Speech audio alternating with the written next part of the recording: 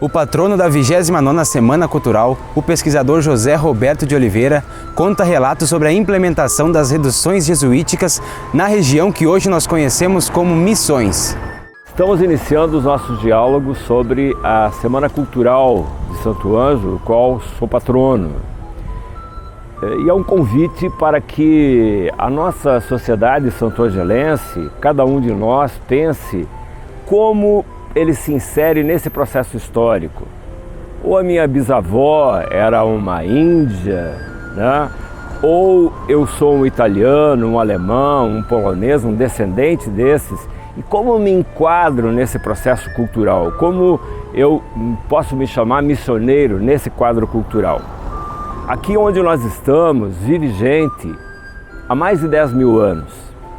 É normal que nós não pensemos isso. A gente pensa quando entraram os nossos sobrenomes aqui. Mas a verdade é que tem índios lá do tempo do Paleolítico e que viviam nesse local.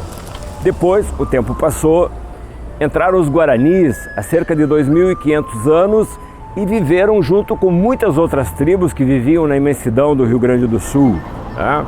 Caingangues, Charruas, Guinoas, Caaguas e tantas outras nações que viviam nesse grande território nosso gaúcho. Muito mais tarde se descobre a América, na verdade é uma ocupação da América pelos europeus. A América tinha naquele período cerca de 40 milhões de pessoas. A gente sempre pensa que eram poucos, mas eram muitos indígenas que viviam nessa macro-região. Com a entrada dos jesuítas, a partir de 1588, na macro-região, em Assunção, no Paraguai, essa nossa região, então, passou a ser trabalhada por esses jesuítas para a cristianização daqueles índios.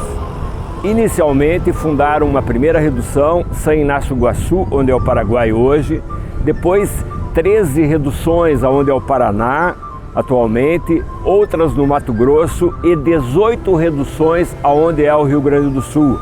Essa é a primeira fase missioneira, que inicia em 3 de maio de 1626, ou seja, daqui a menos de 5 anos nós estaremos fazendo 400 anos das missões. E isso é uma data importante para nós já começarmos a organizar e nós começarmos a trabalhar como cada comunidade se insere dentro desse processo todo.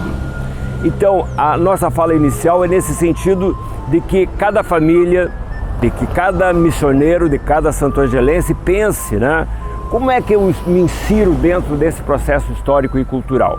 Daquela primeira fase jesuítica, os bandeirantes atacaram e expulsaram os guaranis e os jesuítas do nosso território, onde é Rio Grande do Sul.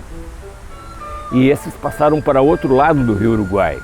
Lá ficaram cerca de 45 anos e aos poucos foram vindo para cá, iniciando então em São Borja, né, de 1682, depois vem a entrada de São Nicolau, a reentrada de São Nicolau, na verdade, São Luís, São Miguel, em 87, depois São Lourenço, depois dividem o povo de São Miguel com a fundação de São João Batista e, por último, então, Santo Ângelo.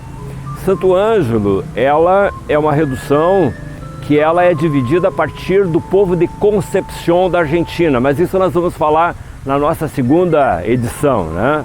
Então, daquele período, os grandes escritores do mundo, como Voltaire chamou de triunfo da humanidade os acontecimentos que ocorreram aqui nas missões. Montesquieu chamou de primeiro estado industrial da América, ou seja, aqui tinha coisas muito importantes que estavam acontecendo, né? Por exemplo, Santo Ângelo foi o maior produtor mundial de erva mate daquele período. Exportava essa erva mate para a Europa, exportava para Buenos Aires, para Lima, no Peru. Imagina uma viagem de Santo Ângelo, 70, 100 carretas, até chegar em Lima, no Peru, subindo os Andes, depois voltando para cá. Então veja a importância dos processos que ocorreram. Então aqui ocorriam verdadeiras indústrias nos 30 povos. O primeiro livro impresso na América foi impresso nas missões. A primeira fundição de aço foi feita nas missões. Então esse estado industrial era um estado de exportação. Veja que hoje as pessoas, quando falam de missões, pensam como algo de aldeia, como algo pequeno, né? Não, era tudo muito organizado, muito planejado. Os jesuítas que vieram da Europa eram os principais estudantes das principais universidades do mundo naquela época, né? Vamos pegar um exemplo, Giambattista Primoli, por exemplo, um arquiteto, né? Famoso já em Milão, na Itália, conhecia toda a Europa. O Antônio Sepp von Herschgen, que é o fundador de São João Batista, mas ele era pároco naquele momento em São Miguel e divide, né? E forma São João, ele é um príncipe. O Antônio Sepp é filho do rei de Cauten, que naquela época era como se fosse sul da Áustria, né? Então imagina o que essa gente de uma formação tão importante, né, em humanística, em ciências as mais variadas, vinha fazer aqui nos nossos rincões, né? Então sair daquele mundo fantástico da Europa, daquele período do início do Barroco e vir para cá. Então esses processos todos são muito importantes para nós, para cada uma das nossas famílias, imaginar como eram as coisas nesses locais, né? Por exemplo, aqui onde nós estamos agora, se a gente vê o conjunto, a igreja no mesmo local onde era a antiga igreja, mas o conjunto do casario todo, né? Cerca de 5.000 pessoas morando nesse lugar, trabalhando diariamente, indo à missa, né? Tendo seus amores, suas famílias. Então é muito importante nós pensarmos hoje como seria isso vivo naquele tempo. Eu sei que durante muitos anos nós falamos muito nas guerras, né? A guerra guaranítica foi super importante, sem dúvida nenhuma, mas nunca devemos esquecer que dos 150.000 índios que estavam reduzidos, né, nessas reduções, morreu, por exemplo, na guerra guaranítica, menos de 3.000 índios. Então toda aquela gente, onde que está? Esta gente está nas nossas casas. São as pessoas que estão nos ouvindo hoje, especialmente nos bairros, né? e nas vilas, porque o povo nosso pobre da região das Missões é o povo descendente daquele período. Se nós ficarmos aqui na praça e ficarmos olhando as pessoas que vão passando por aqui, você vai ver que a grande maioria teve uma bisavó, um bisavô, né? Claro que nos mesclamos com portugueses, com italianos, com alemães, com poloneses, com tantas outras etnias, mas o centro da cultura missioneira é uma cultura de base indígena lá do passado e especialmente guarani. Nós estamos aqui ao lado da igreja, mas do lado onde estavam as oficinas. É muito interessante imaginar que nesse cenário de Santo Ângelo nós encontramos uma série importante de elementos ainda arqueológicos que mostram toda essa história ainda muito viva. Então as oficinas que estavam aqui eram uma série muito grande, desde oficinas que estavam relacionadas, por exemplo, a trabalhos em madeira, a grandes escultores que haviam aqui nessa redução, a trabalhos de couro, né, que eram vendidos também para todo o mundo, toda a produção, aquela de erva mate, que eu já falei antes, e que era distribuída nos grandes mercados internacionais. Esse processo todo, então, haviam cerca de 50 oficinas em Santo Ângelo e que estavam distribuídas ao lado do Itaquarinchim, por exemplo, com os moinhos, né, de trigo e de milho, né, que serviam para farinhas e que eram utilizadas tanto para as questões internas da redução, como troca com outras reduções, como venda ao mercado internacional.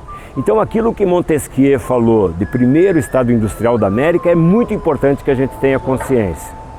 Esse trabalho todo acabou encantando o mundo daquele período, os grandes escritores do mundo, né?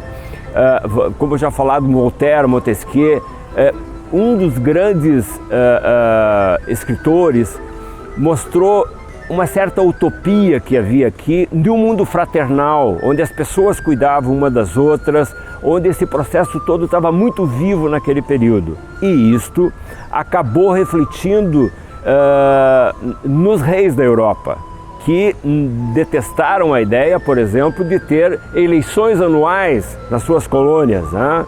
E essas ideias de eleições anuais, de um Estado que crescia muito naquele período, levou a Guerra Guaranítica ao Tratado de Madrid, que leva à Guerra Guaranítica, e depois a expulsão, por último, dos jesuítas. Então, essa semana será uma semana para eu convidar vocês para que estudem mais, leiam mais, se compreendam como missioneiros, como cultura missioneira viva em suas casas, na sua família, na sua vizinhança.